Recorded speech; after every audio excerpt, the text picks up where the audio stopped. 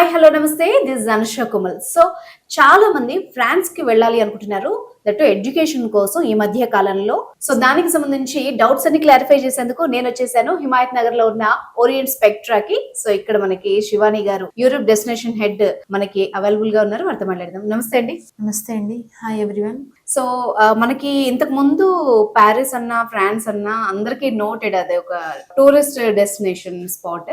But ఇప్పుడు కొంతమంది education కూడా ప్రిఫర్ చేస్తున్నట్టున్నారు కదా. అవునండి. సో దానికి ఉన్న బెనిఫిట్స్ ఏంటి ఒకసారి మనం చెక్ చేసుకుందామా. సో ఇంతకు ముందు ఏంటంటే మనకి యూరోపియన్ కంట్రీస్ ఏ కంట్రీ అయినా, ఫ్రాన్స్ అయినా, స్విట్జర్లాండ్ అయినా ఓన్లీ మన టూరిస్ట్ పర్పస్ లో చూసుకునే వాళ్ళం. సో అంత అవేర్నెస్ ఎవరికి ఉండేది కాదు. సో లాస్ట్ ఒక 4 to 5 years స్టూడెంట్స్ అందరూ ఎక్కువ రీసెర్చ్ చేయడం, బికాస్ ఆఫ్ సోషల్ మీడియా చాలా రీసెర్చ్ చేయడం అందరికి అలవాటు అయింది.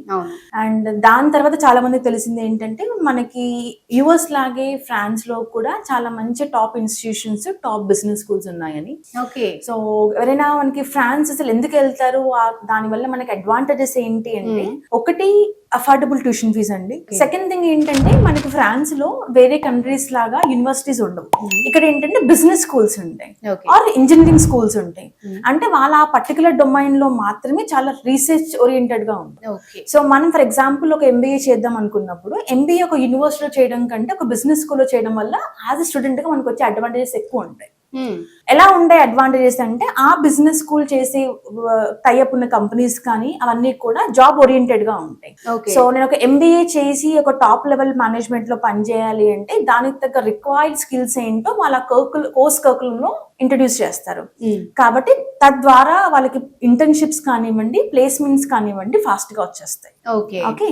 అండ్ సెకండ్ థింగ్ ఏంటంటే క్వాలిటీ ఎడ్యుకేషన్.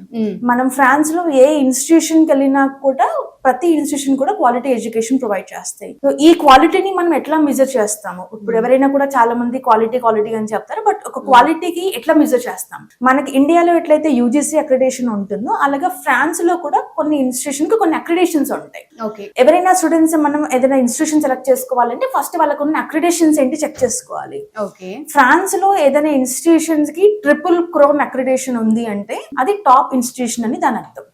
మీరు వరల్డ్ లో తీసుకుంటే ఓన్లీ 1% ఆఫ్ ది ఇన్స్టిట్యూషన్స్ కి మాత్రమే ట్రిపుల్ అక్రిడేషన్ ఉంటుంది. సో ఇప్పుడు నేను ఎలా సెలెక్ట్ చేసుకోవాలి ఒక ఇన్స్టిట్యూషన్ ని అన్నప్పుడు? ఎలాంటి క్రైటీరియా ఫాలో అవ్వాలి? స్పెషల్లీ ఇండియన్ స్టూడెంట్స్ అయితే మనకి మాస్టర్స్ కి ఫ్రాన్స్ కి వెళ్ళాలి అనుకుంటున్నారు, వాళ్ళు ఒక 2 to 3 పాయింట్స్ చాలా కేర్ఫుల్ గా ముందే చెక్ చేసి పెట్టుకోవాలి. ఆ పర్టికులర్ ఇన్స్టిట్యూషన్స్ కి ఎన్ని అక్రిడేషన్స్ ఉన్నాయి, మనం వెళ్ళబోయే కోర్స్ కి అక్రిడేషన్ ఉందా లేదా, అండ్ మాస్టర్స్ ప్రోగ్రామ్ అన్నిటికీ మనకి RNCP లెవెల్ 7 అని అక్రిడేషన్ ఉండాలి. అలా RNCP లెవెల్ 7 అక్రిడేషన్ కోర్సెస్ కి మాత్రమే మాస్టర్స్ డిగ్రీ అయిన తర్వాత స్టే బ్యాక్ ఆప్షన్ అనేది వస్తుంది. సో చాలా కాలేజెస్ కి కొంతమంది తెలియక ప్రమోట్ చేస్తున్నారు బయట, వాటన్నిటికీ అక్రిడేషన్స్ ఉండవు. కాబట్టి యాజ్ ఎ స్టూడెంట్ గా మనం ఒక డిసిషన్ తీసుకుంటున్నప్పుడు యూనివర్సిటీ దగ్గర కానీ కోర్స్ దగ్గర కానీ first accreditations and RNCP level 7 ఉందా లేదా క్రాస్ చెక్ చేస్తాం. ఇది ఎలా చెక్ చేయాలంటే, ఆ యూనివర్సిటీ వెబ్సైట్ కి వెళ్ళి మనం కోర్స్ పైన క్లిక్ చేసినప్పుడు దానికి RNCP level 7 even certificate name తో సహా ఉంటుంది. కాబట్టి మీరు చూస్ చేసుకునే కంటే ముందు ఒక్కసారి రీసెర్చ్ చేసి సెలెక్ట్ చేసుకోండి. సో ఇప్పుడు యూరోప్ వెళ్ళాలి అనుకుంటే, ఫ్రాన్స్ వెళ్ళాలి అనుకుంటే దానికి ఏమన్నా సెపరేట్ స్పెషల్ ఎగ్జామ్ ఏమన్నా కండక్ట్ చేస్తారా? మనకి బేసిక్ గా స్పెషల్ ఎగ్జామ్స్ అంటే ఏమీ అవసరం లేదండి. వాళ్ళు ఏంటంటే ఓన్లీ మన బ్యాచులర్స్ డిగ్రీ పర్సెంటేజ్ ఒకటి చెక్ చేసుకుంటారు. అండ్ మనకి ఏదైనా వర్క్ ఎక్స్పీరియన్స్ ఉంటే మన రోల్స్ అండ్ రెస్పాన్సిబిలిటీస్ ఏంటి క్రాస్ చెక్ చేస్తారు. సో ఇక్కడ IELTS కానీ ఏదైనా ఇంగ్లీష్ ఎగ్జామ్స్ రాయాల్సిన అవసరం అయితే లేదు. GRE GMAT కూడా అవసరం లేదు. ఓన్లీ ఒక ఫ్రెష్ గ్రాడ్యుయేట్, నాది బ్యాచులర్స్ అవ్వగానే నేను ఫ్రాన్స్ వెళ్తానన్నా కూడా వెళ్ళొచ్చు. కాకపోతే ఏదైనా ఇన్స్టిట్యూషన్ వాళ్ళు అడ్మిషన్ ఇచ్చే కంటే ముందు మనం ఎంత బాగా ఇంగ్లీష్ మాట్లాడుతున్నాము, మనం ఎందుకు వెళ్ళాలనుకుంటున్నాం, వాట్ ఈస్ అవర్ మోటివేషన్, అది మాత్రం అడ్మిషన్ ఇంటర్వ్యూలో వాళ్ళు చెక్ చేసుకుంటాం. సో ఇప్పుడు ఫ్రాన్స్ ఎవరికి ఎక్కువ సూటబుల్ అవుతుంది, ఏ ప్రొఫెషన్ వాళ్ళకి కానీ ఏ స్టూడెంట్ కి ఎక్కువ బెనిఫిట్ అవుతుంది అంటే ఏం చెప్తారు? సో ఫ్రాన్స్ వచ్చేసి బేసికలీ మనకి టూరిజం కి కానీ, hospitality, fashion, luxury, brand and computer science కి చాలా ఫేమస్ అండి. వేరే డిపార్ట్మెంట్స్ వాళ్ళు ఫర్ ఎగ్జాంపుల్ మనకి మెకానికల్ అయినా, సివిల్ అయినా, లేదంటే BBA బ్యాక్గ్రౌండ్ చేసిన వాళ్ళు కూడా ఎవరికైతే టాప్ ఇన్స్టిట్యూషన్ నుంచి మనకి MBA డిగ్రీ కావాలి అనుకుంటున్నారో అట్లాంటి వాటికి ఏ బ్యాక్గ్రౌండ్ అయినా కూడా MBA కావాలి అంటే ఫ్రాన్స్ వచ్చేసి మాస్టర్స్ ఇన్ మేనేజ్మెంట్ MIM కి చాలా ఫేమస్. సో ఇప్పుడు ఫ్రాన్స్ వెళ్ళాలి అనుకున్న వెళ్ళిన వాళ్ళకి ఎలాంటి బెనిఫిట్స్ ఉంటాయి అంటే చెప్తారు? సో వేరే మనకి యూకే లాగా వేరే కంట్రీస్ లాగా ఫ్రాన్స్ లో కూడా మాస్టర్స్ డిగ్రీ అయిపోయిన తర్వాత 2 years స్టే బ్యాక్ ఆప్షన్ ఇస్తారు ఓకే మాస్టర్ స్టూడెంట్స్ అందరికి కూడా. బట్ మనం దీనికి స్టే బ్యాక్ ఆప్షన్ రావాలి అంటే మనం చెక్ చేసుకోవాల్సింది RNCP లెవెల్ 7 ఉన్న కోర్సెస్ కి మాత్రమే స్టే బ్యాక్ ఆప్షన్ వస్తుంది. ఓకే సెకండ్ థింగ్ ఏంటంటే మనకి కొన్ని ప్రోగ్రామ్స్ గ్రాండ్ ఎకోలో ప్రోగ్రామ్స్ అని ఉంటాయి. దానివల్ల అడ్వాంటేజెస్ ఏంటంటే ఆ డిగ్రీ అనేది ఫ్రెంచ్ గవర్నమెంట్ వాళ్ళు అవార్డ్ చేస్తారు, not the institution. Okay okay.